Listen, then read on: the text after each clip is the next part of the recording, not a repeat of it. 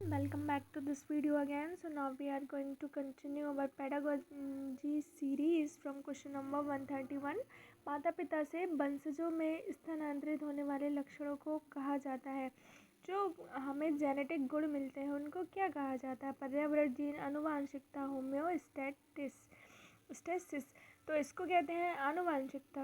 हम सभी जानते हैं कि जो हमें पेरेंट्स से या हमारे परिवारजनों से जो गुण मिलते हैं, रंग, रूप, कद काठी, तो जो लक्षण होते हैं उनको आनुवांशिकता कहा जाता है। नेक्स्ट क्वेश्चन, निम्नलिखित संवेदों में सिद्धांतों में से कौन बच्चे के बौद्धिक विकास के 4 चरणों पूर्व संवेदी चालक, पूर्व परिचालन, सुदृढ़ परिचालन एवं औपचारिक परिचालन को चिन्हित करता है? एरिक्सन का मनोसामाजिक विकास सिद्धांत, फ्रायड का मानसिक यौन विकास सिद्धांत, जीन पियाजे का संज्ञानात्मक विकास सिद्धांत या फिर कॉलबर्ग का नैतिक विकास सिद्धांत। तो ऑप्शन सी यहाँ पर करेक्ट हो जाएगा। जीन पियाजे के संज्ञानात्मक विकास के सिद्धांत पर बच्चे के बौद्धिक विकास के 4 चरण होते हैं। नेक्स्ट क्वेश्चन की बात करते हैं। एकीकृत छात्र केंद्रित अधिगम के लिए पाठ्यक्रम में निम्नलिखित में से क्या लाभकारी नहीं है?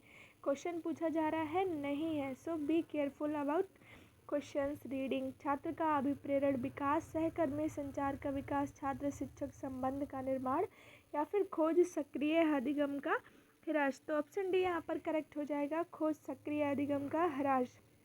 नेक्स्ट क्वेश्चन, बुद्धि का कौन सा सिद्धांत सामान्य बुद्धि जी और विशिष्ट बुद्धि एस की उपस्थिति का समर्थन करता है? नियम प्रतिकूल सिद्धांत, गिलफोर्ड का बुद्धि सिद्धांत, स्पीयरमैन का द्विखंड बुद्धि सिद्धांत या फिर बर्नबाउम का पदानुक्रम सिद्धांत। तो ऑप्शन सी यहाँ पर करेक्ट हो जाएगा, स्पीयरमैन का बुद्धि का द्विखंड का सिद्धांत। उसमें स्पेशल बुद्धि और सामान्य बुद्धि की बात की गई है। नेक्स्ट क्वेश्चन की बात करते हैं। प्रतिबिंब, अवधारणा, प्रतीक एवं संकेत, भाषा, शारीरिक क्रिया और मानसिक क्रिया अंतर्निहित है। किसमें ये चीज़ें आएंगी? अनुकूलन में, प्रेरक पेशी विकास में, समस्या समाधान में या फिर विचारात्मक प्रक्रिया में। तो ऑप्शन डी यहाँ पर करेक्ट हो जाएगा, विचारात्मक प्रक्रिया। नेक्स्ट क्वेश्चन की बात करते हैं। सीखने की परिघटना में निम्नलिखित में से कौन आवश्यक घटक नहीं है?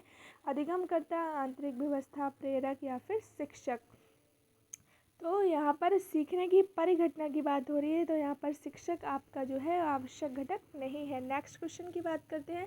निम्नलिखित में से कौन सा सिद्धांत यह दर्शाता है कि अपेक्षित व्यवहार के सन्निकट सकारात्मक प्रतिक्रिया तथा पुनर्वलन के फलस्वरूप व्यवहारात्मक विकास किया जा सकता है? शास्त्रीय अनुबंधन, बाध्य अनुबंधन, ऑपरेट अनुबंधन या फिर सामाजिक अनुबंधन। तो ऑप्शन सी यहाँ पर करेक्ट हो जाएगा, ऑपरेट अनुबंधन। नेक्स्ट क्वेश्चन 138, वह प्रक्रिया जिसके द्वारा माता पिता यह अनुमान लगाते हैं कि उनके बच्चे में सभी सकारात्मक गुण हैं क्योंकि एक गुण सकारात्मक है कहलाता है। कौन सा गुण है जो सकारात्मक होगा? परिवेश का प्रभाव, हावथोर्न का प्रभाव, प्रभाव का नियम या प्रतिलोम परिवेश का प्रभाव।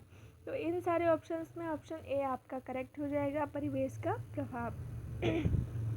नेक्स्ट क्वेश्चन, रमेश और अंकित की समान बुद्धि लब्धि 120 है। रमेश अंकित से 2 वर्ष छोटा है। यदि अंकित की आयु 12 वर्ष हो तो रमेश की मानसिक आयु की बात की गई है, तो वो भी आपकी कितनी हो जाएगी? 12 वर्ष। इसका फॉर्मूला होता है, आप उसके अकॉर्डिंग इसको निकाल सकते हो। क्वेश्चन नंबर 140 की बात करते हैं। निम्नलिखित में से कौन असतत चर का उदाहरण नहीं है? आपसे पूछा जा रहा है, उदाहरण नहीं है। आयु, लिंग, वैवाहिक, आवासीय स्थान। तो इसमें ऑप्शन आपका ए करेक्ट हो जाएगा, आयु। नेक्स्ट क्वेश्चन की बात करते हैं। छात्र की प्रयोगात्मक दक्षता के आकलन का यथोचित रूप है? साक्षात्कार, अवलोकन, प्रश्नावली या फिर लिखित परीक्षा। अब जो कि प्रैक्टिकल कैपेबिलिटी की बात की जा रही है, तो वो उसमें ऑप्शन बी आपका यहाँ पर करेक्ट हो जाएगा, अवलोकन। नेक्स्ट क्वेश्चन, कक्षा नायक द्वारा प्रयुक्त मूल्यांकन का प्रकार अनुदेशन के समय सीखने के विकास में किया जाता है? क्या कहलाता है? नैदानिक मूल्यांकन, फॉर्मेटिव मूल्यांकन, प्लेसमेंट मूल्यांकन या फिर सम्मेटिव या संकलित मूल्यांकन। तो ऑप्शन बी यहाँ पर करेक्ट हो जाएगा, फॉर्मेटिव मूल्यांकन। नेक्स्ट क्वेश्चन की बात करते हैं। निबंधात्मक प्रश्न के लिए निम्नलिखित में से कौन सबसे अच्छा विकल्प है?